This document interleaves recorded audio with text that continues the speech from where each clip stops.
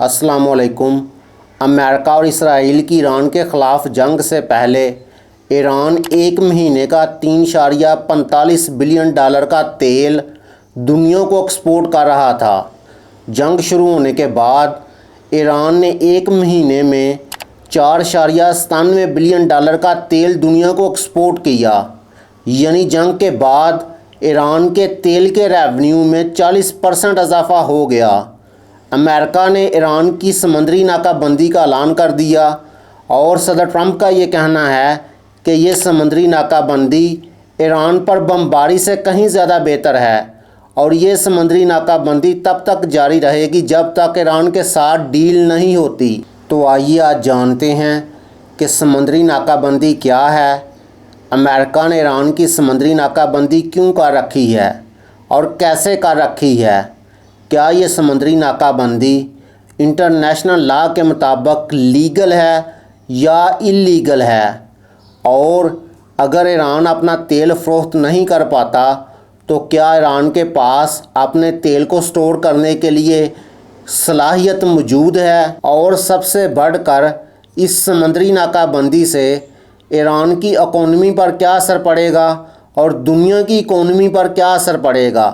آئیے ان سارے سوالات کے جوابات تفصیل سے جانتے ہیں۔ ناکہ بندی سے کہتے ہیں کہ تمام ملکوں کے جہازوں کو کسی خاص ملک کی بندرگاہوں، صحراؤں یا ہوائی اڈوں کی طرف جانے سے روک دیا جائے اور اسی ملک کی بندرگاہوں، صحراؤں اور ہوائی اڈوں سے نکلنے والے جہازوں کو اس کی منزل تک پہنچنے سے روک دیا جائے، اسے ناکہ بندی کہتے ہیں۔ تو کیا ایران نے جو امریکہ کی سمندری ناکہ بندی کر رکھی ہے، کیا یہ جائز ہے یا ناجائز ہے؟ انٹرنیشنل میری ٹائم آرگنائزیشن، جو کہ بحری جہازوں کی حفاظت کی ذمہ دار ہے، اس کا کہنا ہے کہ کسی بھی ملک کو یہ حق حاصل نہیں ہے کہ وہ انٹرنیشنل گزرگاہ میں بحری جہازوں کی سمندری ناکہ بندی کر دے۔ انٹرنیشنل میری ٹائم آرگنائزیشن کے جنرل سیکرٹری کا بھی یہ کہنا ہے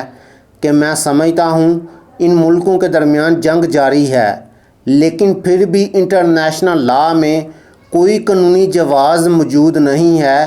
کہ انٹرنیشنل گزرگاہ میں بحری جہازوں کی ناکہ بندی کر دی جائے۔ امریکہ نے اسٹریٹ آف ہارموز پر ایران کی سمندری ناکہ بندی کیوں کر رکھی ہے؟ اس کی 3 وجوہات ہیں۔ پہلی وجہ تو یہ ہے کہ ایران نے اسٹریٹ آف ہارموز پر اپنا قبضہ جما رکھا تھا، یعنی جو جہاز بھی گزرے گا اس میں ایران کی رضامندی شامل ہوگی تو وہ یہاں سے گزرے گا، ادروائز ان کو گزرنے کی اجازت نہیں ہوگی۔ تو ایران نے اپنے دشمن کے جہازوں کو یہ وارننگ دی تھی کہ ان کو یہاں سے گزرنے کی اجازت نہیں ہے، اور اس کے علاوہ ایران نے اسٹریٹ آف ہارموز پر ٹول ٹیکس بھی وصول کرنا شروع کر دیا تھا۔ ایران کے پارلیمنٹری اسپیکر کا یہ کہنا ہے کہ انہوں نے اسٹریٹ آف ہارموز پر ٹول ٹیکس وصول کیا ہے۔ کتنا کیا ہے اب یہ واضح نہیں ہے، لیکن بعض جہازوں سے $20 لاکھ بھی پے کیا ہے، اور اس کے علاوہ ایران نے یہ اعلان کر دیا تھا کہ جنہوں نے ادھر سے گزرنا ہے وہ ہمیں چائنیز کرنسی یعنی یوان میں ہمیں پے کریں۔ تو کم از کم 2 جہازوں نے ایران کو ٹول ٹیکس چائنیز کرنسی میں بھی دیا ہے، اور ابھی امریکہ کا یہ کہنا ہے کہ وہ جہاز جو ایران کو ٹول ٹیکس دیں گے ہم ان جہازوں پر بھی پابندیاں لگا دیں گے، یعنی ایران کو ٹول ٹیکس آپ نے ادا نہیں کرنا۔ تو امریکہ کے سپر پاور ہونے کے باوجود کسی دوسرے ملک کا تجارت پر اس طرح حکم چلانا امریکہ کو قابل قبول نہیں تھا۔ اسی وجہ سے ایران سے اسٹریٹ آف ہارموز کا قبضہ واپس لینے کے لیے امریکہ نے ایران کی سمندری ناکہ بندی کر رکھی ہے۔ تو دوسری وجہ یہ ہے کہ امریکہ نے ایران کی سمندری ناکہ بندی اس وجہ سے کی ہوئی ہے کہ امریکہ نہیں چاہتا کہ ایران میں پیسہ آئے، یعنی ایران اپنا تیل فروخت کر کے ہتھیار خریدے اور اپنی عوام پر خرچ کرے۔ در حقیقت امریکہ یہ چاہتا ہے کہ جنگ جیسی خطرناک صورتحال میں بھی اگر ایران کے لوگ اور ایرانی رجیم مشکل حالات سے نہیں گزرے گی تو پھر یہ جنگ ان کے لیے زحمت نہیں بلکہ خوشحالی کا ایک نیا ذریعہ بنے گی۔ تو وہ یہ نہیں چاہتا کہ یہاں پیسہ آئے، اسی وجہ سے اس نے سمندری ناکہ بندی کر رکھی ہے اور اس کا اس نے اظہار بھی کیا ہے۔ اس نے کہا ہے کہ ہم نہیں پسند کرتے کہ ایران جسے چاہے تیل بیچے اور جسے چاہے تیل نہ بیچے، اور ہم ایران کو اس طرح کھلا نہیں چھوڑ سکتے کہ وہ تیل سے پیسہ بنائے۔ اور تیسری وجہ یہ ہے کہ امریکہ نے ایران کی سمندری ناکہ بندی اس وجہ سے کی ہوئی ہے کیونکہ امریکہ ایران کے ساتھ اپنی من مرضی کی ڈیل کرنا چاہتا ہے، اور اسی لیے اس نے کہا ہے کہ یہ سمندری ناکہ بندی تب تک نہیں اٹھے گی جب تک ایران کے ساتھ ڈیل نہیں ہوگی۔ یعنی اس سمندری ناکہ بندی کو امریکہ ایک پریشر ٹول کے طور پر ایران پر استعمال کرنا چاہتا ہے کہ ایرانی رجیم اور ایرانی لوگ تنگ آ کر ہمارے ساتھ ہماری مرضی کی ڈیل کر لیں۔ اس سمندری ناکہ بندی کے لیے امریکہ 12 سے زیادہ جنگی جہاز اور 100 سے زیادہ فائٹر اور سرویلنس ایئر کرافٹ استعمال کر رہا ہے۔ یہ سمندری ناکہ بندی کے لیے امریکہ نے ایگزیکٹ کہاں ڈیرے جمائے ہوئے ہیں یہ تو پبلکلی نہیں پتہ، کیونکہ سیکیورٹی ریزنز کی وجہ سے انہوں نے اپنی جہاں پر لوکیشن ہے وہ اس کو چھپایا ہوا ہے، لیکن یہ اندازہ لگایا جا سکتا ہے کہ انہوں نے ڈیرے ایران کے ساحل کے قریب نہیں لگائے ہوں گے کیونکہ وہاں سے ڈرونز اور میزائلز لگنے کا خطرہ ہے۔ تو ہو سکتا ہے کہ یہ ڈیرے گلف آف عمان کے قریب لگائے ہوں جہاں سے ایران کی ایکسپورٹس کا گزر ہوتا ہے اور دنیا کی ایکسپورٹس بھی ادھر سے گزرتی ہیں۔ جب سے امریکہ نے ایران کی سمندری ناکہ بندی کر رکھی ہے تب سے لے کر آج تک امریکہ نے ایران کے ایک بحری جہاز جس کا نام توسکا ہے اس کو پکڑا ہے، اور امریکن سینٹرل کمانڈ کا یہ دعویٰ ہے کہ انہوں نے 6 ایرانی جہازوں کو واپس لوٹایا ہے۔ امریکہ کی یہ سمندری ناکہ بندی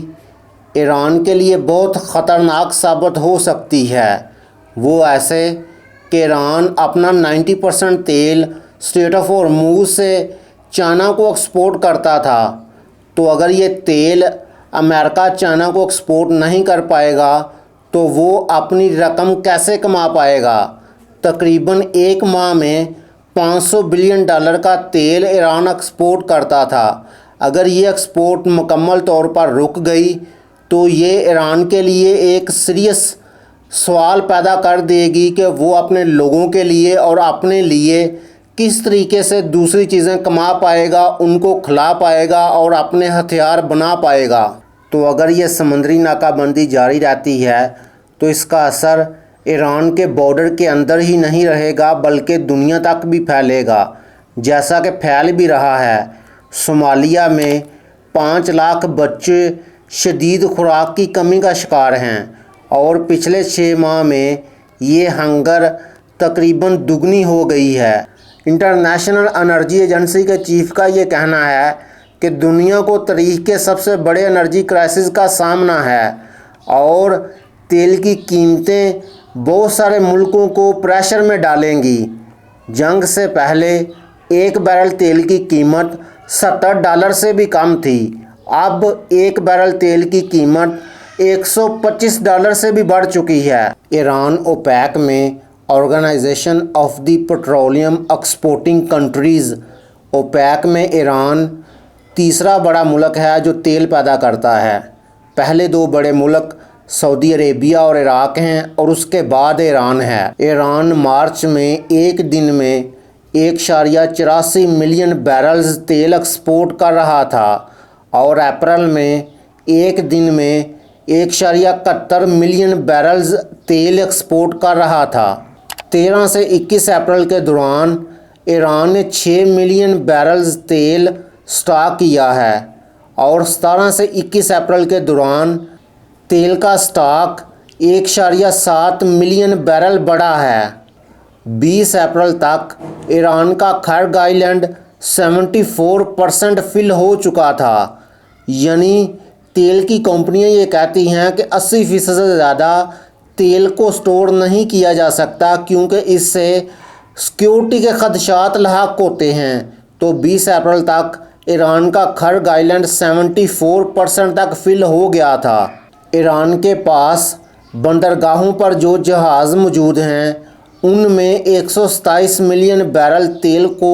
स्टोर करने की सलाहियत मौजूद है। अगर ये समंदरी नाकाबंदी इसी तरीके से जारी रहती है और ईरान अपना तेल एक्सपोर्ट नहीं कर पाता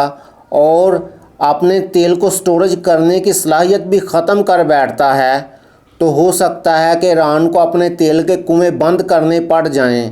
एक्सपर्ट्स का ये मानना है कि अगर ईरान अपने तेल के कुएं बंद करता है तो तेल को दोबारा निकालना आहिस्ता, मुश्किल और ज़्यादा महंगा हो जाएगा। तो सवाल यहाँ ये है कि क्या ईरान कोई ऐसा तरीका ढूंढेगा जिससे तेल को एक्सपोर्ट किया जाए या अपने तेल के कुएं बंद कर देगा? इसका जवाब आने वाले वक्त में ही मिलेगा।